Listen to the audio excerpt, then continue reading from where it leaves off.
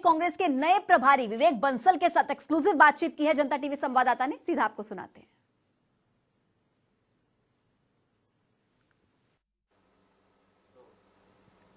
हरियाणा कांग्रेस के नए प्रभारी विवेक बंसल इस वक्त हमारे साथ जनता टीवी पर एक्सक्लूसिव मौजूद हैं। आइए बातचीत करते हैं किस तरीके से आने वाला जो सफ़र है वो रहने वाला है। सर, एक बड़ी जिम्मेदारी जो है केंद्रीय आलाकमान की तरफ से हरियाणा प्रदेश की दी गई है, किस तरीके से सर पहले तो इसको देख रहे हैं? देखिए, किस तरीके से क्या जो विश्वास आलाकमान ने जताया है उसके अनुरूप ही हमें कार्य करना है। हमें संगठन को प्राथमिकता करनी है, हमें प्राथमिकता देनी है कि किसकी क्या क्षमता है, उसके अनुरूप उसे दायित्व देना है।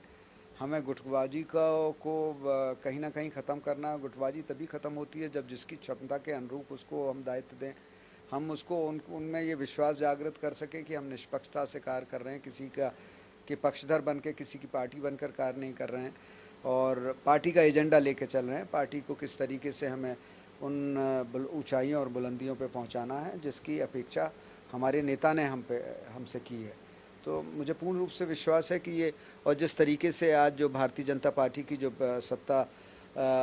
सत्तारूढ़ जो दल है या सरकार है, वो जिस तरीके से वो कार्य कर रही है, जिस तरीके से मनमानी कर रही है, जिस तरीके से लोकतांत्रिक मर्यादाओं को तार कर रही है, और आपने अभी उसका जीता जागता होता है। सर मैं आता हूँ, लेकिन आप पहले चूंकि हरियाणा कांग्रेस की बात हो रही है उस पर बात कर लेते हैं।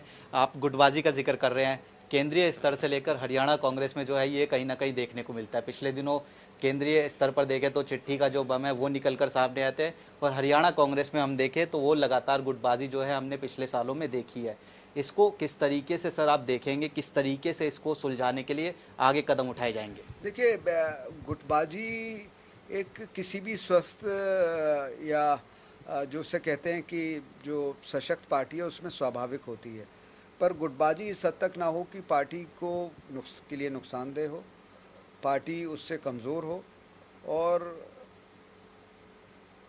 गुटबाजी हमें सबकी ताकतों का समावेश करके, हमें सबकी ताकतों को, गुटों की समायोजित करके हमें आगे बढ़ना है और पार्टी को आगे ले जाना है।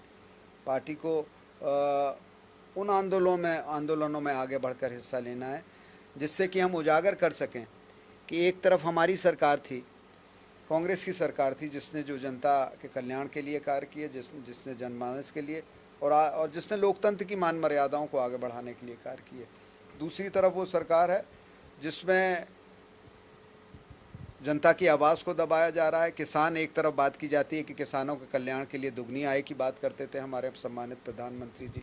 आज किसान अगर अपनी बात उठाने के लिए अगर एकत्रित हो रहा है, अगर कहीं, तो उसे संगठित नहीं होने दिया जा रहा है, उसे अपनी आवाज़ उठाने का मौका नहीं दिया जा रहा है, उस पर लाठीचार्ज किया जा रहा है। उसका जीता जागता उदाहरण पीपली का है। और इस आंदोलन को हम लोग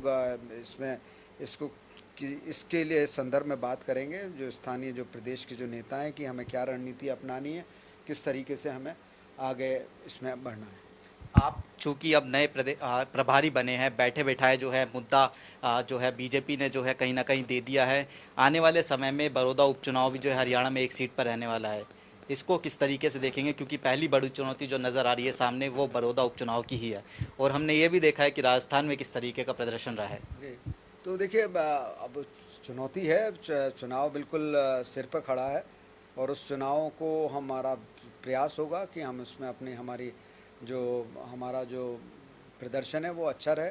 और मुझे विश्वास है कि हम सब लोग जब सबको साथ लेके चलेंगे तो पार्टी अच्छे ढंग से चुनाव लड़ेगी, और पार्टी उसका प्रतिफल हमें देखने को मिलेगा जो सुखद होगा अपने आप में। चूँकि आज पहला दिन ही है बतौर प्रदेश प्रभारी, ये सवाल पूछना जायज़ है या नहीं ये आप ठीक समझिए, किस तरीके के मुद्दे जो हैं हरियाणा के आप देख रहे हैं और सरकार को घेरते हुए नजर आएगी कांग्रेस? देखिए, हम किसानों के मुद्दे उठाएंगे, हम बेरोजगारी का मुद्दा उठाएंगे, हम व्यापारियों के मुद्दे उठाएंगे, जो आज व्यापारी किस तरीके से आज दर दर की ठोकरें खा रहा है, किस तरीके से आर्थिक उत्पीड़न उसका हो रहा है, चाहे वो जीएसटी के माध्यम से हो, चाहे वो और टैक्सेस के माध्यम से शोषण हो, चाहे वो बिजली के बिल, चाहे उसके संस्थान उसके बंद रहे हों, उस पर भी उसे विद्युत का बिल देना पड़ रहा है, गृह कर देना पड़ रहा है जो कि व्यावसायिक है, और जबकि दुकानें बंद रही हैं। तो उन सबको हमें आवाज़ उठानी है। हमें ये सरकार जो बात करती है कि हम बस पूछना चाहते हैं कि वो अच्छे दिन कहाँ हैं, लोग जनता से पूछेंगे कि आज इन्हीं अच्छे दिनों की कल्पना करके आपने एक अभूतपूर्व आपने समर्थन इस भारतीय जनता पार्टी की सरकार को या खट्टर जी की सरकार जो मुख्यमंत्री हैं उनकी सरकार को दिया था। तो उसको लेकर हम लोग आगे बढ़ेंगे। चलिए सर, बहुत बहुत शुक्रिया जनता टीवी से बात करने के लिए और बहुत बहुत बधाई। तो ये थे हरियाणा कांग्रेस के नए प्रभारी विवेक बंसल, जिन्होंने जनता टीवी से एक्सक्लूसिव बातचीत की। कैमरामैन अनिल के साथ स्पर्श शर्मा, जनता टीवी, दिल्ली।